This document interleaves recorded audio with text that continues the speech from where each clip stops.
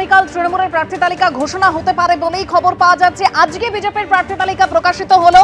প্রথম দফায় একেবারে 144টি কেন্দ্রে প্রার্থী তালিকা ঘোষণা করলো বিজেপি, যেখানে সব থেকে গুরুত্বপূর্ণ দুটি আসন, তা হলো ভবানীপুর এবং নন্দীগ্রাম, যেখান থেকে শুভেন্দু অধিকারী তিনি একাই লড়াই করছেন।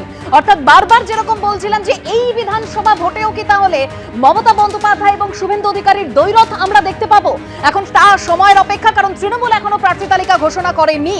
তবে শিলিগুড়িতে যেরকম আরো একবার বলবো, শঙ্কর ঘোষ তিনি সিটিং এমএলএ, তিনিও এবার সেখানেই লড়াই করছেন সেই আসনেই।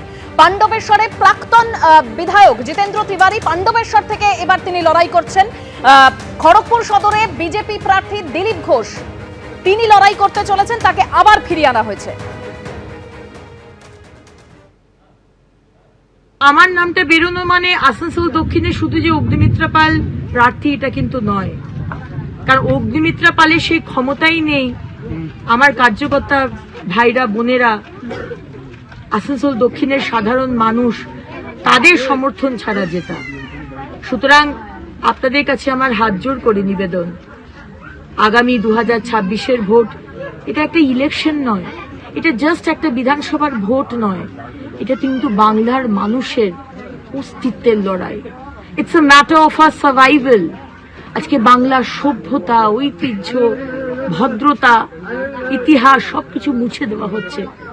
আজ শুধু একটাই কথা যেটা বাজারে রয়েছে, সেটা তো তোলাবাজ, সিন্ডিকেট আর কাটমানি আর পরিবেশকে নষ্ট করে দাও। এটা হতে দেবেন না, পাশে থাকবেন।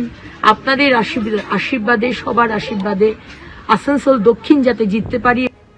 বিজেপির প্রার্থী তালিকা প্রকাশ, বাকি কেন্দ্রগুলো থেকেও সেই তথ্য আপনাদের সামনে তুলে ধরছি। যেরকম দেখতে পাচ্ছেন, শিবপুর থেকে রুদ্রনীল ঘোষ তিনি লড়াই করছেন, অশোক দিন্দা তিনি লড়াই করছেন, ময়না থেকে হরিণঘাটার বিজেপি প্রার্থী অসীম সরকার, কোচবিহার উত্তর থেকে বিজেপি প্রার্থী সুকুমার রায়, বরানগরের বিজেপি প্রার্থী সজল ঘোষ, আসানসোল দক্ষিণের বিজেপি প্রার্থী অগ্নিমিত্রা পাল, ময়নার বিজেপি প্রার্থী যেরকম আপনাদের জানালাম অশোক দিন্দা, দুর্গাপুর পশ্চিম থেকে বিজেপির হয়ে লড়াই করবেন লক্ষণ ঘড়ুই, শিউড়িতে বিজেপির হয়ে লড়াই করবেন জগন্নাথ চট্টোপাধ্যায়, অন্যদিকে দুধকুমার মণ্ডল তিনি ময়ূরেশ্বর থেকে বিজেপির হয়ে লড়াই করতে চলেছেন।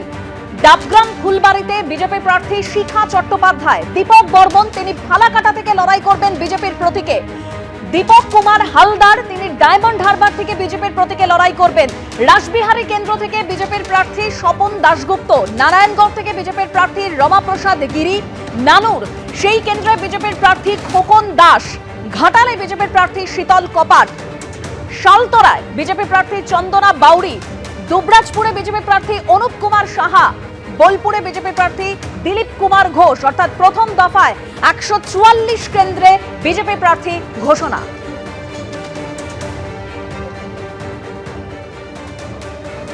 এবিপি আনন্দ, এগিয়ে থাকে, এগিয়ে রাখে।